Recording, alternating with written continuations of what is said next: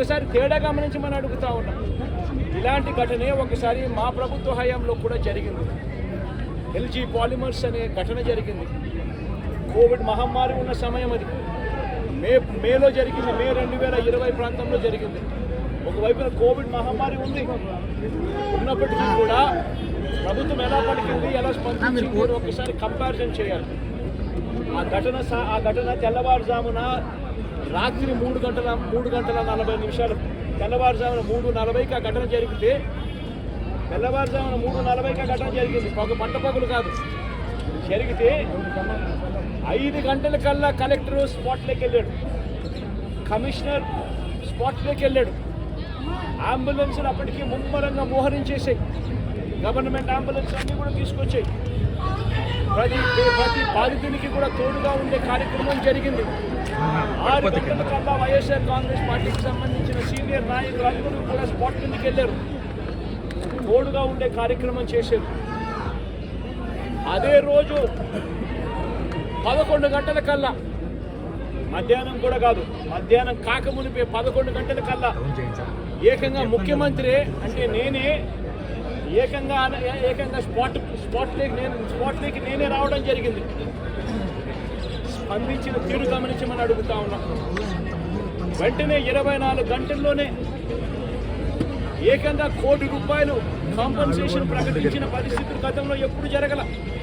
ఇట్లాంటి ఘటనలు జరిగినప్పుడు గవర్నమెంట్ ఎప్పుడూ కూడా రెస్పాన్సిబిలిటీ తీసుకొని గవర్నమెంట్ ఎప్పుడూ కూడా బాధితుల పట్ల సానుభూతితో ఎప్పుడూ వ్యవహరించరా. ఇంతగా వ్యవహరించిన పరిస్థితులు ఎప్పుడూ లేవు. మొట్టమొదటిసారిగా ₹1 కోటి కాంపన్సేషన్ ఇచ్చిన ఏకైక ప్రభుత్వం మొట్టమొదటిగా వైఎస్ఆర్సీపీ ప్రభుత్వమే, మన ప్రభుత్వమే, జగన్ ప్రభుత్వమే ఇచ్చిందని కూడా చెప్పడానికి కూడా సంతోషపడతా ఉన్నాను. నేను ఇక్కడ 24 గంటల్లోనే ఏకంగా ₹30 కోట్ల అక్కడికి ఇమీడియట్గా పంపించి బాధితులకు తోడుగా నిలబడడం జరిగింది.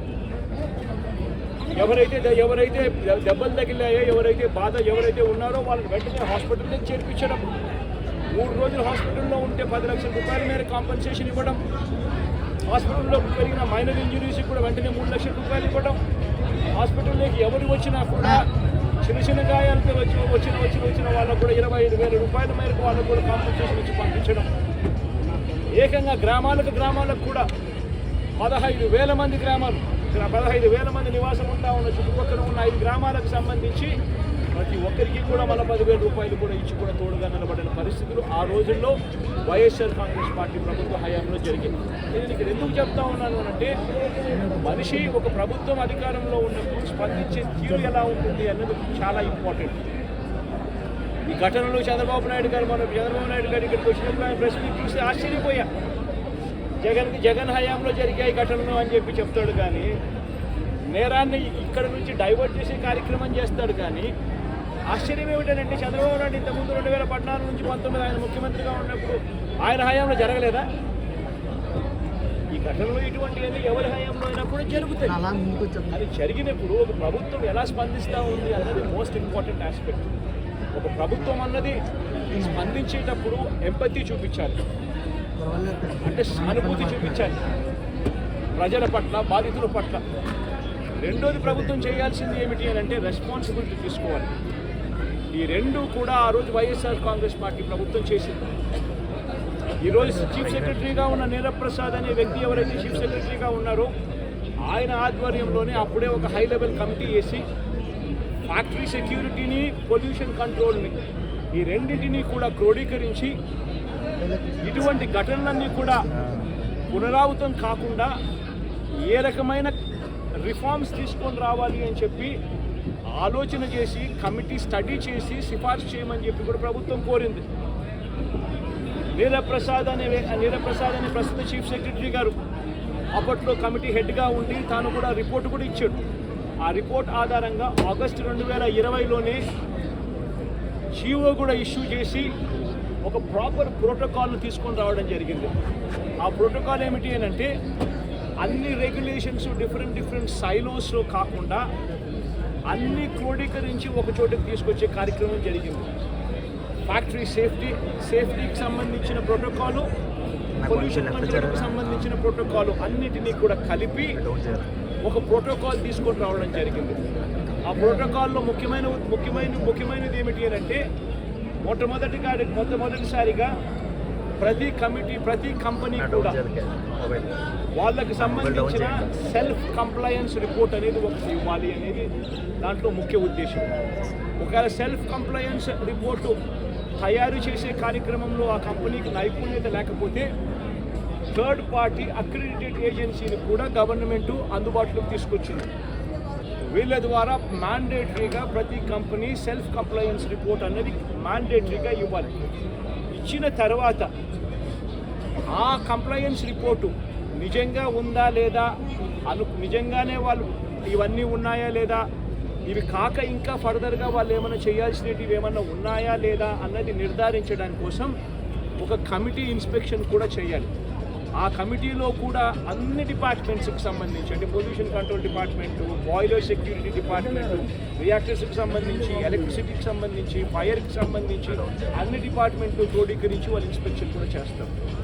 చేసిన తర్వాత వాళ్ళు కంపెనీ యాజమాన్యానికి ఫర్దర్గా ఇవి చేయాలి అని చెప్పి ఒకవేళ ఏదైనా ఉంటే అవి కూడా వాళ్ళు ఐడెంటిఫై చేసి కంపెనీ యాజమాన్యానికి వాళ్ళు టైం ఇస్తారు, కంప్లై చేయండి అని చెప్పి. అది 15 రోజులు టైం ఇస్తారు. అంటే కంప్లయన్స్ రిపోర్ట్ వచ్చిన తర్వాత మళ్ళీ వీళ్ళు 1 month లోపల వీళ్ళు ఇన్స్పెక్షన్ చేసిన రిపోర్ట్ వచ్చిన తర్వాత ఆ ఇన్స్పెక్షన్ రిపోర్ట్లో కంపెనీ ఫర్దర్గా ఏమైనా చేయాల్సి ఉంటే మళ్ళీ వాళ్ళకి 15 రోజులు టైం ఇస్తూ వీళ్ళు మళ్ళీ ఒక రిపోర్ట్ అనేది ఇస్తారు. ఆ రిపోర్టును ఆ 15 రోజుల లోపల వాళ్ళు చేసేట్టుగా జాయింట్ కలెక్టర్ ఆధ్వర్యంలో ఒక జాయింట్ కలెక్టర్కి ఆ రెస్పాన్సిబిలిటీ ఫిక్స్ చేసి జాయింట్ కలెక్టర్ ఆధ్వర్యంలో ఆ ఇన్స్పెక్షన్లో వాళ్ళు చెప్పినవన్నీ జరిగాయా లేదా అని మానిటర్ చేసే రెస్పాన్సిబిలిటీ ఆ జేసీకి ఇస్తుంది.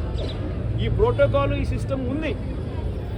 ఇది ఒక రిఫార్మ్ కింద ఎల్జీ పాలిమర్స్ ఘటన జరిగిన తర్వాత నీరవ్ ప్రసాద్ గారి ప్రస్తుత చీఫ్ సెక్రటరీ గారు ఆయన ఆధ్వర్యంలో హై లెవెల్ కమిటీ వేసిన తర్వాత ఆయన స్టడీ చేసిన తర్వాత ఆయన ఇచ్చిన సిఫార్సులతో ఈ జీవో ఇష్యూ చేసి ఈ ప్రోటోకాల్ అనేది ఎగ్జిస్టెన్స్లో ఉన్న ఈ జీవోను తూచా తప్పకుండా ప్రభుత్వం గన మానిటర్ చేసి ఉంటే జరుగుతుందా లేదా అన్నది గన గవర్నమెంట్లో ఉన్న పెద్దలు మానిటర్ చేసి ఉండింటే చాలు ఇటువంటి ఘటనలు మళ్ళీ పునరావృతం కాకుండా ఉండే పరిస్థితి ఉండేది.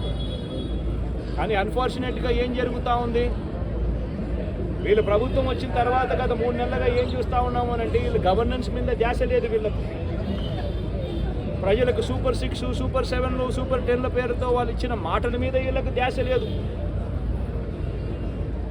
వీళ్ళ ధ్యాస అంతా రెడ్ బుక్ పరిపాలన, వీళ్ళ ధ్యాస అంతా రెడ్ బుక్ తెరచడము, ఎవరెవరికి కక్షలు ఉన్నాయో ఆ కక్షలు తీర్చుకునేదానికి గ్రీన్ సిగ్నల్ ఇవ్వడం. ఇది వీళ్ళ పరిపాలన మీద వీళ్ళ ధ్యాస. వీళ్ళు పెట్టాల్సిన ధ్యాస ఇటువంటి రిపోర్ట్ల మీద, ఇటువంటి కంప్లయన్స్ మీద, ఇటువంటి ఘటనల మీద ఎవరెవరు ఏమేం చేయాలి అని చెప్పి ప్రోటోకాల్ ప్రకారం జరుగుతూ ఉందా లేదా, ఇవన్నీ జరుగుతున్నాయా లేదా అని చెప్పి చూసుకొని గవర్నెన్స్ రెగ్యులర్గా జరిగి ఉంటే ఈరోజు ఫ్యాక్టరీస్ ఇలా ఉండేది కాదు. ఈరోజు ఈ కార్మికులు చనిపోయి ఉండేవాళ్ళు కాదు. ఈరోజు స్కూళ్ళు బాగుపడి ఉండేటివి. ఇంగ్లీష్ మీడియం టోఫుల్ 3వ తరగతిలోనే టోఫుల్ మీడియం తీసి ఉండేవాళ్ళు కాదు. నాడు నేడు కొనసాగుండేది. గోరుముద్ద కార్యక్రమం బాగా జరుగుతూ ఉండేది. ఇవన్నీ కూడా జరుగుతూ ఉండేటివి. ఒకవైపున స్కూళ్ళు నాశనం అయిపోయాయి, మరోవైపున హాస్పిటళ్ళకి సంబంధించి జనవరి నుంచి రావాల్సిన బిల్లులు, జనవరిలో బిల్లులు ఏదైనా ఉంటే ఫిబ్రవరిలో ఆ బిల్స్ ప్రాసెస్ చేస్తారు, మార్చిలో ఆ బిల్స్కి సంబంధించిన పేమెంట్ని క్లియర్ చేస్తారు. ఆరోగ్యశ్రీ నెట్వర్క్ హాస్పిటల్స్కి సంబంధించి మార్చి 16వ తారీఖున కోడ్ వచ్చింది. ఇక అప్పటి నుంచి జనవరికి సంబంధించిన బిల్లులు పూర్తి జనవరికి సంబంధించినప్పటి నుంచి ఇప్పుడు దాకా ఆరోగ్యశ్రీ బిల్లులు నెట్వర్క్ హాస్పిటల్లో ఇవ్వడం లేదు. ఆరోగ్యశ్రీ హాస్పిటల్కి బిల్లులు రావడం లేదు. కాబట్టి ఏ పేషెంట్ అయినా హాస్పిటల్కి పోతే ఆ హాస్పిటల్లో ఆ పేషెంట్ డబ్బులు లేక కట్టలేని పరిస్థితిలో, పేషెంట్ అధ్వానమైన పరిస్థితిలో బతుకుతూ ఉన్నాడు. పట్టించుకునే నాతుడు లేడు.